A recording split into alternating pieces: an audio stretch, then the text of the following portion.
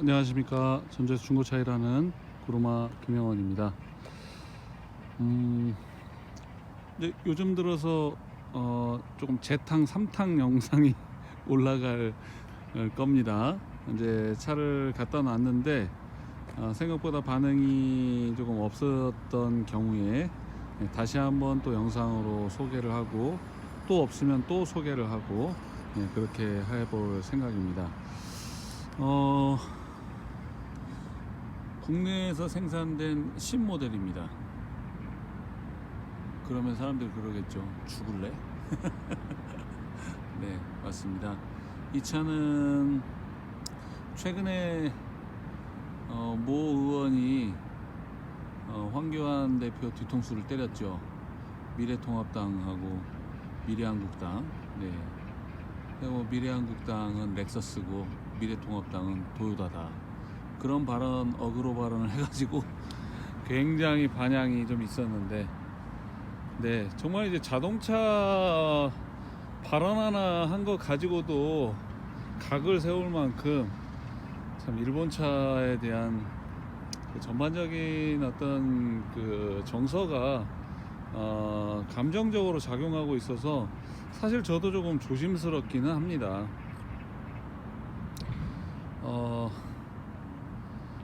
자동차가 그런 거에 그렇게 관련돼 있을 수 있나 하는 생각이 들지만, 최근에 도쿄올림픽을 개최해야 될 일본의 입장에서 이 코비드19를 대하는 방식도 그렇고요, 어떤 그 나라의 정치 지도자들이 보여주는 다양한 행실을 보면, 제가 이렇게 일본 차를 꺼내 가지고 와서 그래서 차량을 소개하는 것 자체가 조금 민망한 마음이 들기는 합니다. 그러나 이제 이건 또 제 일이고, 그리고 또 저는 자동차를 소개하는 일을 해야 되기 때문에 사실 자동차 자체가 무슨 뭐 문제가 있겠어요. 그 자동차가 메이드 인 재팬이라는 게 문제겠죠. 근데 이제 도요다라고 하는 자동차를 다들 아시죠? 도요다 하면 정말 명차 중에 명차라고 이야기를 합니다. 저도 일본 차를 뭐 굳이 막 죽고 못 살 정도는 아니지만 독일 차보다는 높게 평가합니다. 제가 독일 차라고 하면 뭐 폭스바겐 같은 경우는 좋아하는 차종이긴 한데요, 아우디, 벤츠, BMW 요런 차 솔직하게 말해서, 네, 일본 차하고 비교했을 때 그 차는 명차고 일본 차는 실용성의 차라고 이렇게 구분하는 것 자체가 좀 잘 이해가 안 됩니다. 왜냐면요, 제가 이렇게 취급해 보면요, 생각보다 독일 차가 잔고장이 엄청 많아요. 짜질구레한 것부터 시작해서 큰 것까지. 근데 또 돈은 제법 많이 들잖아요. 근데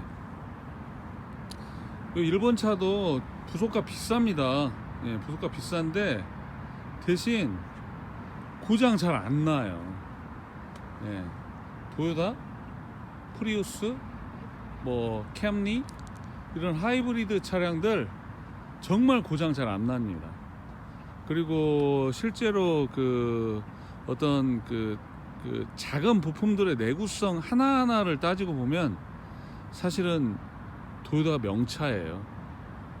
렉서스가 명차이냐? 네, 사실 도요타의 기술을 가지고 있는데요.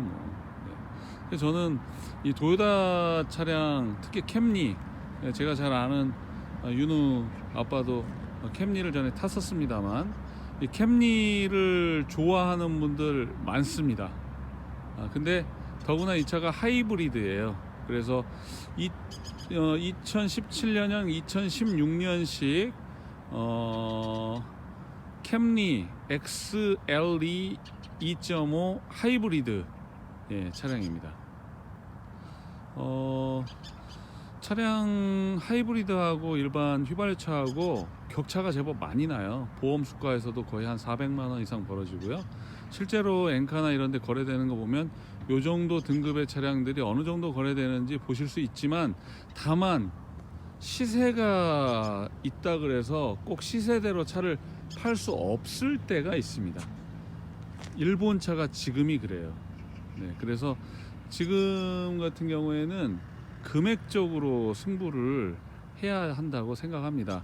지난번에 뭐 닛산이네 뭐네 일본 재고차들 많이 남아 있을 때 일본 업체들 철수한다고 할 그 시점에 사실은 자동차 할인을 어마어마하게 했죠. 프로모션을 많이 했어요.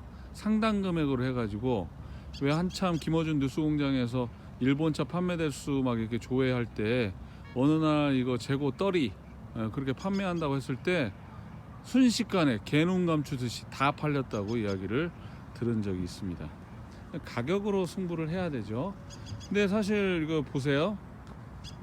2500cc 캠리입니다. 같은 연식의 2016년식 그랜저 HG 하이브리드 비슷한 연식의 차량이 어느 정도 거래가 될까요? 네, 보통 1,800만원대 1,900만원대 거래가 됩니다. 근데 그 차의 하이브리드 기능, 제가 대한민국 차를 폄하하는 건 아닙니다. 폄훼하는 건 아닙니다. 그러나 실제로 시장에서 또는 현장에서 사람들이 타고 느끼는 거는, 하이브리드의 진정한 효과를 내는 건 프리우스 엔진, 프리우스 방식의 이 도요타 하이브리드가 가장 선제적으로 또 선구적으로 선도적으로 하이브리드 시장을 앞서 나가고 있다는 것은 모두가 인정하는 사실입니다. 네, 그래서 이 차량을 저도 이제 그냥 뭐 세워라 내워라 하고 계속 가지고 있을 수는 없으니까, 차량 조금 더 저렴한 가격으로 내놔볼 생각입니다. 다 엔카 같은데 나와 있는 금액대들이 있긴 한데, 이 차는 그렇게, 네, 그래서 이제 차량 금액은 조금 신중하게 다시 조정을 해서 내놔볼 생각이고요. 그때 말씀드렸던 것처럼 이 차는 뭐 뒤에 트렁크랑, 아이고 여기 빠졌네. 볼트가 빠져버렸네요. 볼트가. 네. 뒤에 그 트렁크랑은 안 갈렸는데, 여기 바닥 백판넬이라고 하죠. 이 뒤에 백판넬, 이 백판넬하고 여기 이렇게 들여다 보시면요, 여기 지금 까맣게 언더 코팅을 해놨죠. 요 밑으로가 조금 찌었어요. 요 밑으로가 조금 찌어가지고 요 바닥 정도, 그러니까 여기 이 자리가 찌었으니까 여기가 조금 찌그러졌겠죠. 그래서 여기만 살짝 망치질을 했습니다. 사실 뭐 주행에 큰 영향을 주거나 뭐 그런 차는 아니에요. 그러니까 그렇게 되면 요것은 그 부분 감안하더라도 사실 차 내용이 워낙 좋고 타이어도 좋고 그래서요, 저기 하는데 일단 가격적으로 조금 더 메리트를 두어 볼 생각입니다. 그래서 문의 주시면 자세하게 설명드리도록 하죠. 차는 현재 88,934km 운행을 했고요. 네, 그리고 내비게이션 또 스마트 키도 2개 받았고요. 그리고 썬루프도 되어 있고, 블랙박스 들어가 있습니다. 차량 하이브리드이기 때문에 EV 모드로 가는 거야 국산차에서도 많이 있는 방식이긴 하지만 진짜 대단합니다. 자, 한번 보실까요? 자, 이제 EV 모드로 지금 가고 있는 겁니다. EV 모드로 가고 있고요. 엄청 조용하죠? 네. 골프장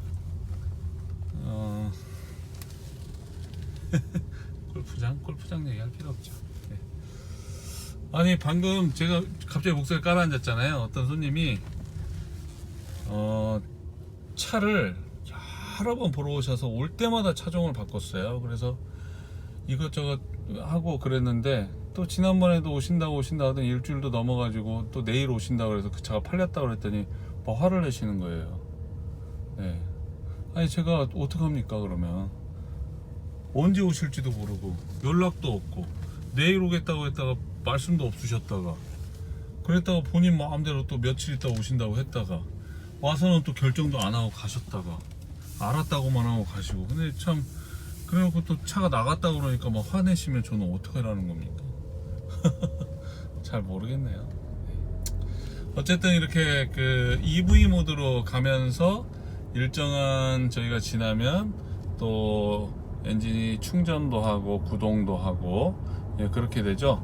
이제 이게 어느 정도 이렇게 속도를 해서 채워지다 보면 얘가 이제 이렇게 방금 제가 킥다운 했잖아요. 킥다운 하면 배터리가 바퀴 쪽으로 그림을 보내죠. 자, 이렇게 받고 있다가 쭉 하면 배터리가 바퀴 쪽으로 보냅니다. 이 말은 엔진의 힘과 또 이 전기의 힘을 겸해서 같이 보낸다는 거거든요. 예, 그러니까 그런 어떤 메커니즘적인 부분 자세하게 설명드리긴 어렵습니다만, 그래서 연비가, 예, 뛰어나다라고 이해하시면 되겠습니다. 연비 좋고 차 넓고 가성비 있고 고장 잘 안 나는, 예, 일본 도요타 캠리 2.5 XLE 하이브리드 차량 찾으시면 연락 주십시오. 자세하게 설명드리도록 하겠습니다. 고맙습니다.